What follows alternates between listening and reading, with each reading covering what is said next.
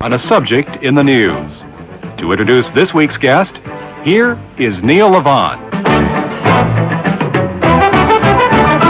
Welcome to Press Conference USA on VOA News Now. I'm Neil Levon.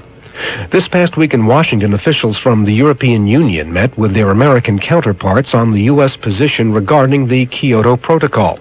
The Kyoto Protocol is the United Nations plan for implementing worldwide controls on the emission of so-called greenhouse gases, which most scientists say is a major cause of global warming. President Bush is lukewarm on Kyoto and says the treaty would harm the U.S. economy while exempting developing nations. The meetings resulted in a stalemate, with the Europeans supporting the Kyoto process and the United States moving ahead to develop market-based alternatives. Global warming talks collapsed last year at The Hague, and new ones are scheduled to get underway in Bonn later this summer. While most scientists agree that the temperature of the Earth's atmosphere has increased by roughly half a degree centigrade in the past 150 years, there are differing views over what this means and how to address it, or whether it needs to be addressed at all. The United Nations Intergovernmental Panel on Climate Change says the science of global warming is settled, needs no further debate, and action must be taken now before irreparable damage is done to the environment. But not all scientists, including our guest on Press Conference USA on VOA News Now, agree. Dr. S. Fred Singer, president of the Science and Environmental Policy Project based in nearby Virginia, says the science is far from settled. At present, he adds, it does not justify the massive international economic restructuring and cutback of energy production demanded by the UN. It's a view not often heard or given credence in mainstream media, but as more information and data becomes available to researchers, it's opinion that is increasingly given wider coverage. Dr. Singer is a distinguished research professor at George Mason University in Virginia and has held numerous government and academic posts. Dr. Singer, welcome to our program. Thank you. Basically, where are we on the global warming debate? I think most scientists agree that the Earth has warmed slightly, but they're in disagreement over exactly what does that mean. Do you often feel you're swimming against the tide, going against what seems to be at least the opinion of most scientists and of most governmental organizations? I try to pay attention only to the facts, that is, to the actual observations. Of course, when these change, my opinions change as well, as I would expect every other scientist to behave. The climate has indeed warmed in the last century, but only up to about 1940. In the last 60 years, as far as we can tell, the balance of evidence shows no warming trend. I know this comes as a shock to many people, but every piece of data that we've looked at shows no warming trend except for some outlying weather stations. So while the UN Science Panel claims a global warming even in the last 20 years, the weather satellites, which are the only global means we have of making observations, show no warming trend. The weather balloon observations, which are conducted around the globe with radio sounds, show no warming. The well-maintained weather stations in the United States, after you remove the urban heat effect, the urban heat island effect, show no warming trend since about 1940. And finally, I've personally examined as many proxy data as possible, and these are non-thermometer data from such things as tree rings, ice cores, ocean sediments, and so on, all published in the scientific literature, of course. Mm-hmm. These publications show no warming in the last 60 years. So my conclusion is that the balance of evidence, the overwhelming balance of evidence, shows no warming trend since about 1940. And this, of course, is in direct contradiction with what I would expect from the theory, the greenhouse warming theory. So my conclusion is that the theory still needs a lot of work. Now, the UN would say that the weather satellites and balloons, the data there is often masked by what are called sulfate aerosols. Discuss that, and also what you mean by the urban heat island effect. I'm not going to speculate now on what is causing these changes. I was only discussing what we actually observe. There's no doubt about the satellite and balloon data. Our National Academy of Sciences last year published a report which gained wide circulation, and where they tried to explain why it is that the atmosphere appears not to be warming, while some of the surface stations still show a warming. They try to reconcile this contradiction. They were not able to do this, really because they were not willing to examine closely the problems that exist with surface stations. One of these problems is the urban heat island effect.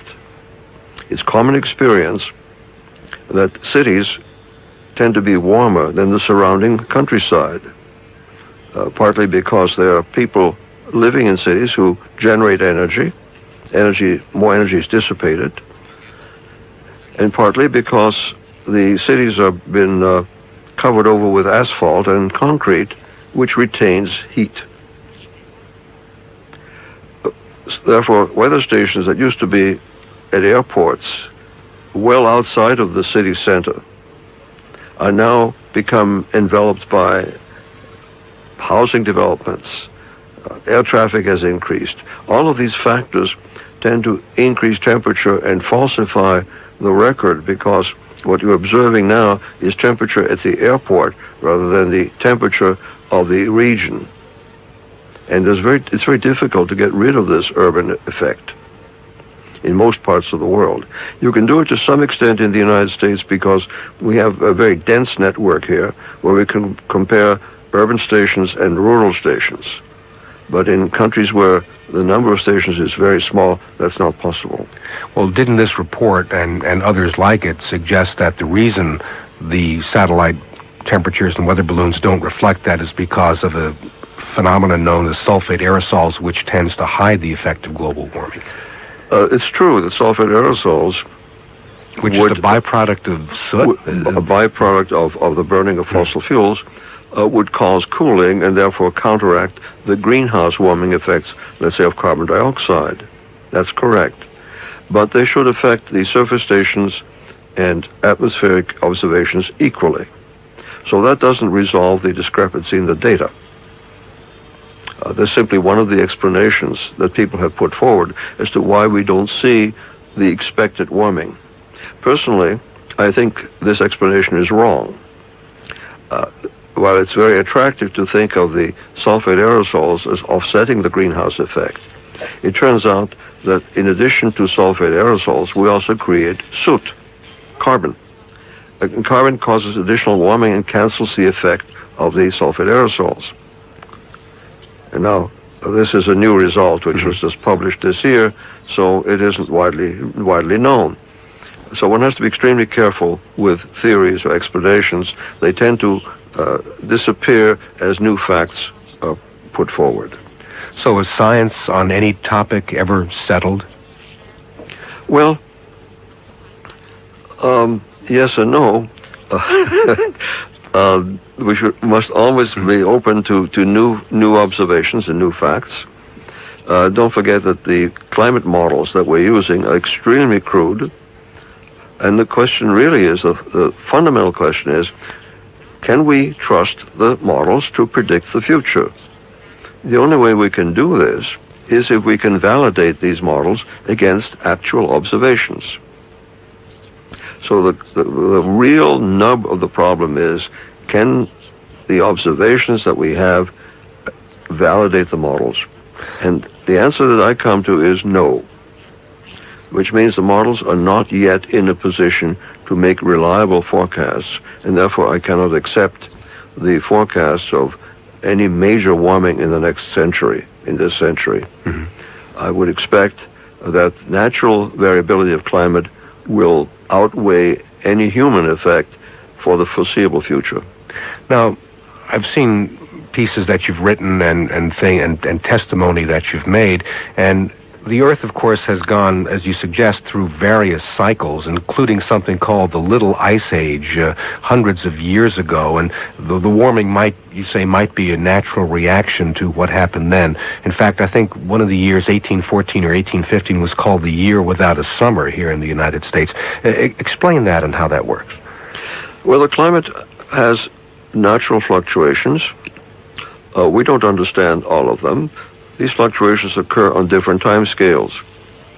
We know, of course, about ice ages, and which usually last about 100,000 years, and the interglacial, the warm interglacials between ice ages, which have lasted typically 10,000 years. We are now in an interglacial. It's been about 10,000 years since the end of the last ice age, and in fact, many scientists expect that we will soon face another ice age, because we've had some close to 20 ice ages in the last 2 million years. So another episode may be due. The Little Ice Age is something that's measured on a much shorter time scale of centuries. It followed a strong warming during the Middle Ages, which is called the medieval climate optimum. That was when the Vikings were able to not only settle Greenland, but also grow crops there. And they, of course, did this for a couple of hundred years, and then around 1400 or so, the climate again turned cold, and the colony in Greenland died out. And the people in Iceland barely survived. We have good records of crop failures and all the troubles they went through because the climate got cold. And of course they depend on a good climate for growing crops. Then suddenly around 1850, the climate started to warm again. It certainly had nothing to do with human activities, and I would say the majority of the great majority of scientists believe that it was a natural recovery from the Ice Age. This warming lasted till about 1940. So we all agree on that. Mm-hmm. And when you hear people say that the climate warmed during the last century, they're referring to the warming before 1940, and they should say so. After 1940, the situation becomes disputed. I believe that the preponderance of evidence shows no warming trend after 1940. The UN Science Panel has published a report where they focus on those pieces of evidence that do show a warming trend.